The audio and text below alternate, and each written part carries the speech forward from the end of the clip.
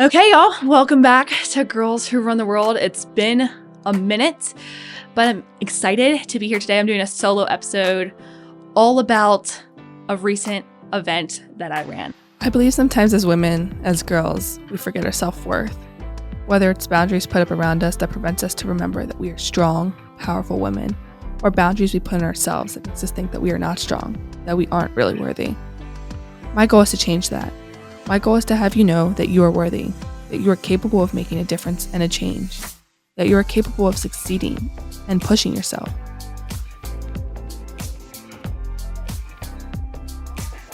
So, third marathon, it was Every Women's Marathon. For those of you who don't know about this race, it's the first all-women, all-female marathon in Savannah, Georgia. And I'm here to recap it, to tell you my story of training, to tell you what I learned from the race, what I learned about myself, and really just share this experience with y'all. So first, Savannah, Georgia. I've been training for this race for a couple months now. I decided I was going to run it back in February. I just started a new job a couple months prior at a running store. So the idea of running a marathon wasn't too crazy. When you work with people every single day, that becomes the norm. I swear it's like every month somebody is running a marathon. So February came around, I signed up. What a great opportunity. I kept being sent on Instagram the link for this Every Women's Marathon. Found out the meaning behind it. Catherine Switzer, the first woman to ever run a marathon, was the one leading it.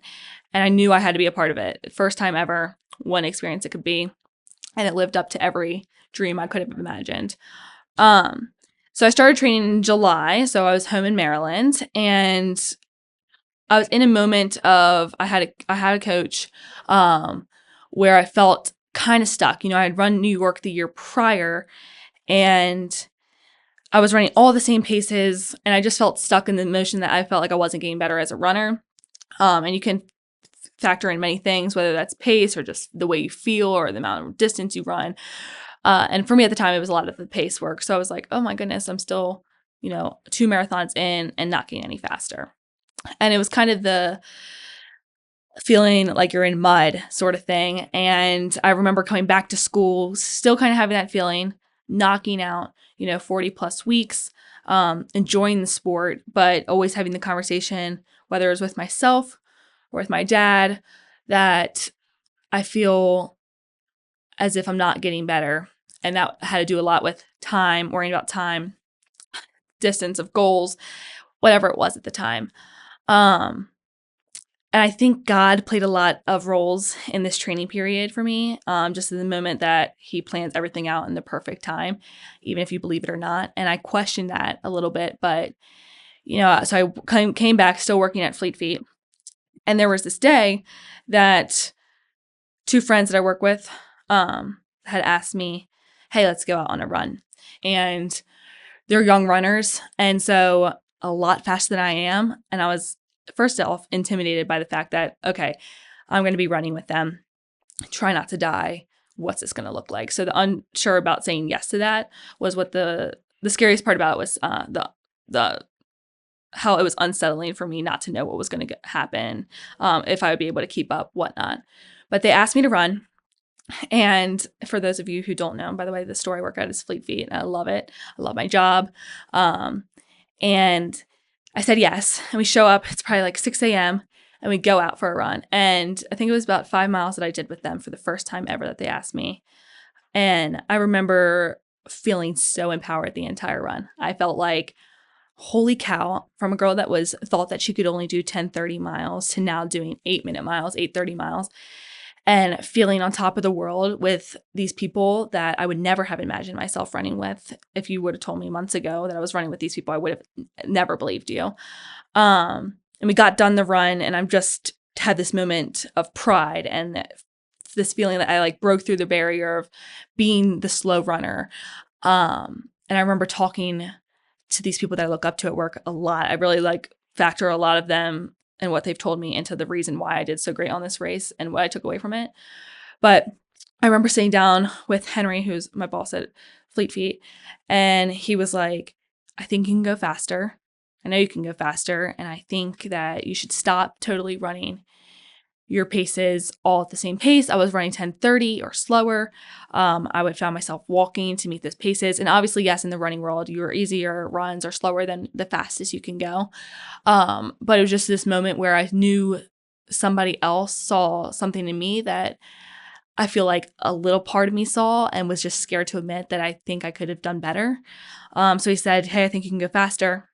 And then weeks later, I heard the same thing from my dad. Hey, listen, I think you can go faster. And that's when I started to believe it myself, when the people around me definitely saw it. So, and this just isn't about speed. It connects to further things that I'll talk about. But from then, it was like months till the race. I think about 2 months. And I'm running with Fleet Feet Racing Team that it's on, and I am by far the slowest runner there. I mean, these people are running less than under 3-hour marathons, easily qualifying for Boston. And I would always find myself like back in the pack, like breathing heavy. And the thing that we like to joke about there is that a friend will turn around and he'll be like, you're fine. You got this. You're doing great. And just like hearing that silences the voices in my head just like that. Because I do fall victim to that voice, and I think that I need to slow down or I need to stop and walk. And really, I'm stronger than I definitely think I am. And so, like I said, months of training. We're in training. I'm starting to run with my friends a lot. We'd go on like a 10-mile run, and it's like the fastest I've run 10 miles. Feel great. They're celebrating me. Everybody's saying, what a great run you had this morning. Way to stick with us, whatever. And so I give a lot of credit to that team that I'm part of, the community I'm part of in Tuscaloosa, for being there for me, for being bold and saying, hey, listen, I think you're doing this wrong. I think you can go faster. And I'm just so happy that that moment happened. And I'm thankful for God for putting those people in my life, because now leading up to Savannah. So let's say now, so that happened before. That's the training aspect of it. We're in the month prior, right? So the month prior, I had a call with my coach, and the goal was 4:15. Now, a couple days prior to like it being 1 month until I race, I was like, I have this weird feeling that I can go fast, and I think I could go for 4 or beat 4. And at the time, it just wasn't an option, in the sense that we didn't think that we'd get there in terms of pacing. And I was like, okay, so I kind of let that goal go in the back of my mind. And I settled for, at the time when we started training, or when I signed up, it was 4:30, which my previous time was 4:57. And so then we were like, okay, we'll go for 4:30 marathon time. Then a month prior, we're like, okay, 4:15, and that's going to be pushing it. And again, the voice in my head, the little kid Madison voice, the one that's like, no, girl, you can do anything, was like, you can go for 4. And I started to lose that goal and that voice a little bit up into the month before, just because I was told, that it wasn't possible. And I kind of lost my sense of confidence in that sense of like, okay, well, I'm settling for a lower goal. And I'm just going to accept it at this point. Let's come up to like a week until the race day. And I had 3 amazing conversations in that week. The first one being my dad. I said, Dad, I'm getting this weird feeling. It's coming back. I know I've put so much effort into this training period. I haven't missed one run. I actually probably only missed one run. I've eaten healthy. I've done sauna, cold plunge. I've done it all in terms of, giving myself time to rest, having fun with friends, balancing it all so well. And I was like, I have this weird feeling that 4 is possible. And if you know my dad, you know that the answer falls short of nothing of yes. Hell yes, let's go for it. You can do it. I'm excited to be there and cheer for you. And I'll do anything that I need to do to get you to accomplish that goal. So I'm like, okay, great. I got myself and my dad and my family who believe in this goal. So it's not just me. Then I had a conversation with my uncle. So this is a couple days prior. And my uncle, my dad's brother, is a huge runner, about to qualify for Boston. And, he's saying, he actually texted me and was like, hey, how's this week looking? I think you're going to crush the goal of 4. And I couldn't remember if I had told him that month, like at the very beginning when I had the idea. But I was like, what are you talking about? I'm going for 4:15. And he was like, no. You're easily going to get 4. And I was like, okay. And with these little conversations that I had, and 3 stuck out the most, but with these little conversations, it was like, okay, it's a possibility. Same that day, a girl that I ran with from Fleet Feet Racing, told me it was possible. My friend Anna Claire said, go for it, girl. I'm inspired by you. I'm there for you. I'll be texting. And so at that moment, I'm bought into the idea of 4. And I guess vocalizing that was the only scary part now. Then the day before, we're packing up in Tuscaloosa to go home, or it's just me coming home at the time. Mackenzie and my dad were going to meet us in Savannah on Friday. So it's Wednesday, and I go into the store for something.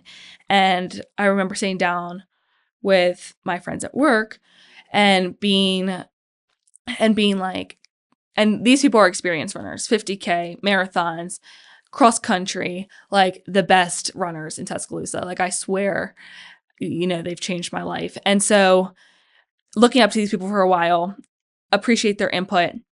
And I say, guys, I'm going to write down on this little note card. It was like a sticky note, what my goal is. And I don't want you to open it until I'm done racing, because that would be so embarrassing if I had this wild goal on there and I totally crash and don't get it.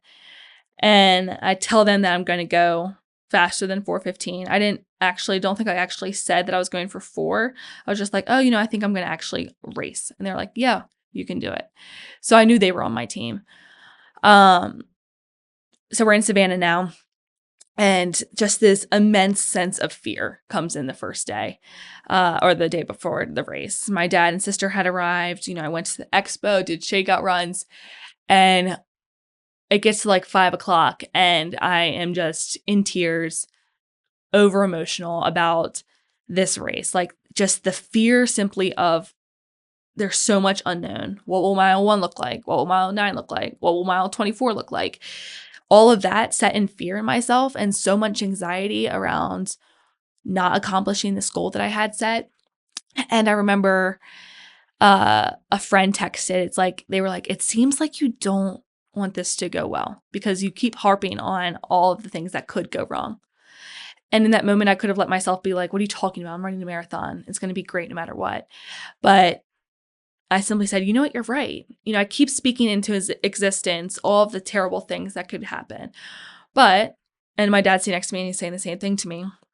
But if I start saying, hey, listen, I've trained for this and I have to trust that my body and that God given, I will cross that finish line tomorrow.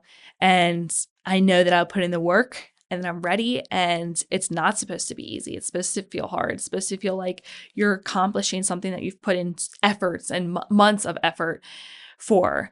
And so I got that text and it totally changed the game. I was like, okay, you know what? I'm getting up for dinner. I'm going back home or to the hotel. I'm laying out my outfit. I'm going to bed and I'm going to race a marathon tomorrow morning. And so I get up, I get to the starting line, over emotional. You know how it is. Like you hear the Star Spangled Banner and you're like, oh my gosh, why can't I see? I'm crying so much. And so I was excited at this point. My dad is there the entire time at the start with me, not running the race, obviously, but on the sidelines. And I start off and the goal of 4 each mile became more possible. We're doing it. I don't even know what mile we're at. Woo! I went out faster than I had planned. And I think, when you plan something, it's like you plan on the careful side of things, whether that's in, marathon goals or life goals. You're like, okay, what I'm going to plan it in a way that I know it's achievable. So I started going out fast and I was like, okay, wait, this is achievable. And I was just scared to put it on paper. And each mile, I knew that my family was coming up, Mackenzie, my mom, and my dad. And I was just looking forward to that and the gel that they were giving me. And by I had made it to mile 18 and I'm like, holy cow, I'm so close to this. I'm right there. This is working. I haven't hit a wall. And it's just moment where you're like looking around and you're surrounded by these strong, powerful women that many of them, 45% of that race were first-time marathon runners.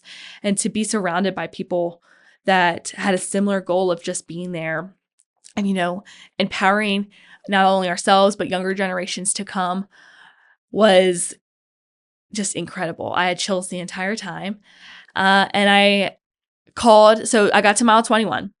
And for those of you who ran, you know this mile, but for those of you who don't know, I'll explain it to you. So there was like 2 miles, 20 to 23, I think, or that's 3 miles, but 3-ish, 2.5 miles. I can't really remember, but we're on this highway. We're on this bypass.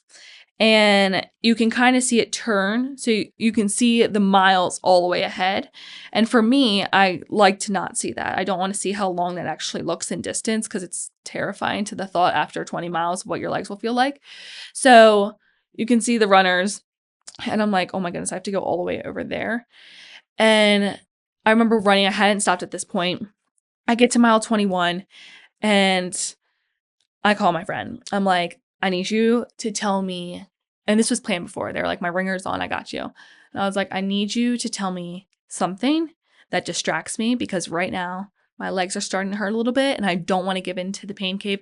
I don't want to give in to my mind saying, you know what, it's time to walk. Congrats, Madison, you did 21 miles. The goal was set too high. And so they're like, listen, you're crushing it. You're right there. Great conversation. It distracted me for like half a mile.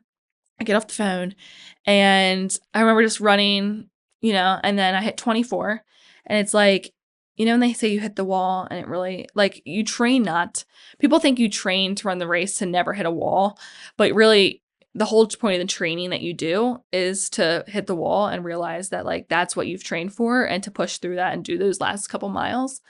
And so I hit 24 and I'm like, uh-oh, my legs completely just went numb. It was like I was chafing like right here on my calf. Like it was the weirdest thing, never happened to me before.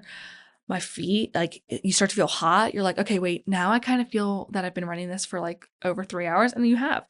And so I get to 24 and I immediately call my dad and I'm in tears and I'm wanting to stop. And I'm like, Dad, I don't know if I can do it. I lost the pace group that I was with. It's 2 more miles and I'm just on the phone and I'm like, why can't I because this is my first marathon ever alone. So I think calling people really helped me get through those mini walls or those moments where I like doubted myself in the training. And I call him and I'm like, I don't know why it's 2 miles. It's less than 18 minutes. Why can't I just pick one leg after the other and do this? And him being him, he was just like, come on, you've worked for it. We're here for you. We're waiting, just one step at a time. And he was like, just don't walk, make it as slow as you possibly can without walking. Because once you walk, then I think it allows your mind to think that that's what you should be doing. And so I get off the phone with him. My uncle starts calling me. This is hectic. I know for the marathon runners that like don't have their phone, they're probably like, what the heck is this girl doing? But I'm actually like really good at like being on my phone and running. So it distracted me.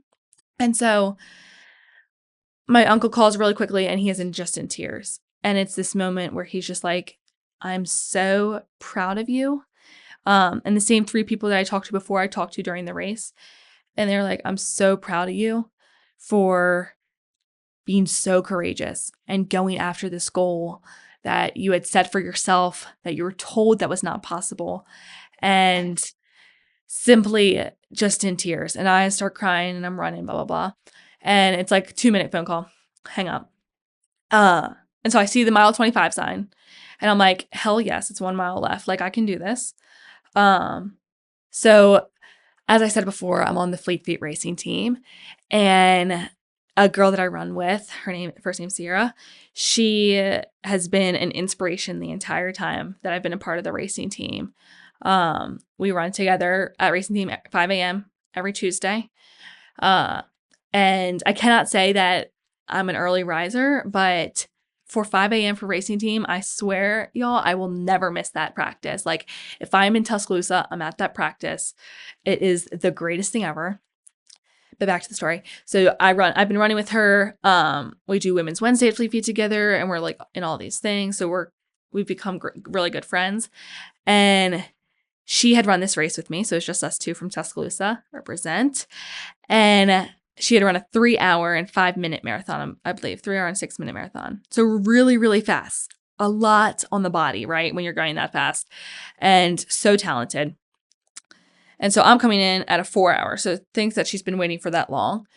And all of a sudden, in the corner of my eye, I'm coming around a turn, which the last mile was one straight dead away. And you can like kind of see the finish line in the distance.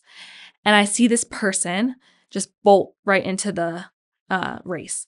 And it's Sierra. And I just immediately lost it. She had come back to run a little bit with me. And this goes in again about how God's timing really plays a role, because believe it or not, I think if I didn't have Sierra there for that last mile, I would have let the voice in my head win. And so she came back and she handed me her water bottle. And I look at her and I cry and I'm saying, Sierra, this is so hard. I was like, this is so hard. And she was like, I know. And she's like, you're crushing it. And I'm so proud of you. And so I was like, just run this last bit with me. And she's like, of course. So after 3 hours of running, she comes back and runs this mile. And if y'all know, like if you run after any distance race, your legs are a little bit tired. So I don't know how she did it, because let me tell you, I could not run a mile after running that marathon. And she comes back and she runs up until the 26 sign with me. And right before we see the 26 sign where she had sprinted up to get me finishing, a video of me finishing, she looked at me. And it was like this moment where like we're running, but we're like super serious. And she says, Madison, you're going to need to push a little bit if you want to get 4. And I don't mean to say that like sprint, but you're going to need to push. And at the same time that she says that, you know, I was getting texts the entire time. I don't think there was a moment in that race that I didn't have a text come up on my watch. And it was from someone that I looked up to, and it said, hammer down.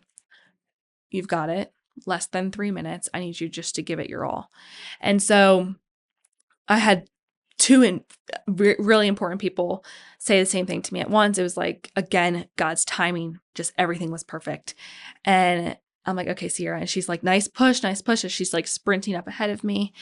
And I'm like, I can do this. And I swear, y'all, I could not feel my legs. I was just pumping my arms. I was like, this has to be doing something. And you can definitely tell in the videos that girl looks like she's in pain, but it's fine. It's fine. We made it look like kind of not. So get it, cross the finish line, and just absolute tears. Just pride and just this proud moment of content. And I saw so much growth in myself right in that moment of crossing the finish line. And I'll tell you why. A year ago, when I ran New York City Marathon, I crossed the finish line, and the immediate thoughts that came to mind were, how could I run that race better? Where did I go wrong? Why did I stop for 5 minutes 3 times to talk to people? Why did I walk? You know, did I go out too fast? I didn't do nutrition well enough. It was like just an immediate, this is where you failed. And for that race, none of that happened. It was like, holy cow, I did it. 4 hours and 6 seconds exactly. And a year ago, I would have harped myself 6 seconds. Like 6 seconds, you could have beaten a 4 hour marathon. But no, it was like just this moment of complete peace with myself and just confidence that the training worked. And ultimately gratitude. We were talking about this with Dad, but gratitude for those that impacted me, the reason that I probably went out for 4. And there's just a handful of you. There's like 5 people that knew that I was going for that. And I remember crossing the finish line, and Catherine Switzer, the first woman to ever run a marathon, 1967, Boston Marathon, getting dragged off the course by men, just hugged me. And I wasn't even going for a hug. She just absolutely wrapped her arms around me and was like, you did it. And I looked her in the eyes, teary-eyed, and I was like, this is because of you. This is absolutely because of you. I met you as a young kid in 2017 when my dad first ran New York City Marathon. And I remember that moment. And I didn't think I'd be running marathons, but now I am. At the age of 20, I'm down 3. And it was just like the perfect people all in one. And I remember immediately finishing and seeing my family, and they're all in tears, all 3 of them. And I start crying to them like, I did it, Mom. I did it, Kenzie. And Kenzie's like, you did so well, like breaking up in tears. And it was just the greatest feeling of feeling so celebrated and so, proud of yourself. And so that was a great race. Everything. Now I've had a week. Tomorrow will be a week of me running the race, and I've had a lot to think about it. And I also remember texting like all of the people that had texted me, but it's so important to realize like when you finish something so big, like your first couple people that you text, I remember texting like people from Tuscaloosa and from Maryland and being like, I did it. And they're texting me and I'm sending them photos and they're like, we're so proud of you. And so, yeah, so that was a phenomenal race. So 4 hours for me, y'all know that if you've listened to the Chicago Marathon in New York podcast, you know that that's a huge jump from what I came from. And it's not just about time, but ultimately, the goal of 4 and how I was told that, this is impossible. Simply that someone has said, and going out and doing it and knowing that the goal that I set for myself was achievable and that I did it with so much grace besides the last 2 miles. So what I take away and, thinking of all of that amazing story of the race, the main thing that right now, after a week, what I take away is to listen to what people are saying, but in a sense, filter out those that immediately come in to you and say, no, this is impossible. Unless it's like someone super important saying, hey, I think you need to dial back. But the people closest to you are going to be the ones that are saying, this may be a crazy goal. This may be out of your ballpark. We might not have trained for this, but let's go for it. And those people that I went to prior were the people that, instilled that in me. My dad being one always in these episodes, it was never, no, you can't do that. It was always, let's go get it. Let's go try. And the worst thing that happens is if you don't. But I know that if I ran that race and didn't go for 4, I would be regretting it to this day. And so the biggest thing I say is, surround yourself with people that love your goals just as much as you do. Even if some people think you're crazy, those couple of people, it could be one person, it could be 3 people, it could be 5 people. Those people that say, hey, listen, I'm here by your side and I'm going to do everything that I humanly can to allow you to realize that you can do this. And that's the best thing about the whole race was knowing that, that little Post-it that I had written down at work to my friends a day prior to race or to leaving for Savannah, they had actually looked at it the day of and sent me a picture of it after I crossed the finish line, torn up in the trash can.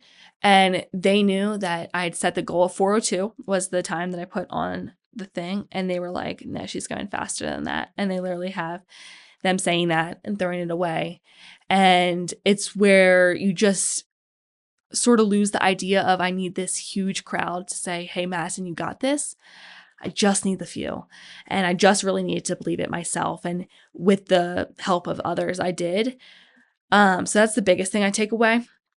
The second thing now just saying it, I didn't really practice this, but the second thing I would say is, believe, it's simple and easy to say believe in yourself, but the fear of unknown and what's to come next, what's going to happen tomorrow, what's going to happen at mile 9, all of these things, what's going to happen next year, can really play a detrimental role in mental health, in what you think you're capable of doing. I think it makes your dreams feel like they should be smaller, and finding pockets of peace where people that you've looked up to and give so much to and learn a lot from them, and taking all of things that they've said and using those as little tools throughout the race and throughout your life, and realizing that, okay, this voice in my head and the fear of unknown is first taken care of by God, I believe. So there is a plan, something is working out in the end, but also realizing that the people before me have done it. My dad has run a marathon, my uncle's run a marathon, my friends at work have run marathons, and trusting what they've said. And if they say that they think I can do it, then aren't I the one to believe that? And so ultimately, like, the whole entire experience itself just was not just a race for me. And I think I say that every single time, but the last few 6-7 months have been just this journey I've been on of realizing that even if someone says to you straight to your face, that's not what we're not here to do 4 hours. We're not here to run this fast. We're not here to run with people that are faster than you. What are you doing? You're crazy for doing so. And hearing all of those things and allowing it to affect me, in a place where I felt like I should ask, is it okay that I'm joining on this run? I feel like I've asked that 1,000 of times to the people that I run with now. Is it okay? Like, are you sure you can slow it down for me? And realizing that going from that to this feeling I have after the race, where it's like, I wouldn't be here today without those people that said, hey, listen, tell that voice to shut up. Tell the voice to sit down. You know yourself. And you're worthy of having a seat at the table. My manager at Fleet Feet had said, I had my year of working at Fleet Feet just a couple of days ago. And he's like, you're so worthy of working here. And we're so happy that you're working here.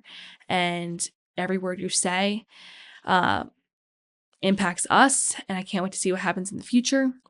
And just knowing that I have a seat at the table and you don't have to be the fastest runner and you don't have to be the smartest in the room, and connecting running to all things in life, just looking around the room and being like, I deserve this and I deserve to be on this run. And then going and accomplishing my goal, and the goal I had set for myself months prior, and that younger Madison was cheering for the entire time, was the biggest takeaway for me. Just the looking back on that journey of feeling like, who am I to go after this goal? Who am I to think that I can run with these people? Who am I to put on a Fleet Feet racing team and represent that team at this race that was put on by Fleet Feet? I'm not their best runner. Who am I to have this shirt on? Like, who am I to think that I can post about running a marathon? All of these ideas come into my head and they play again and again and again.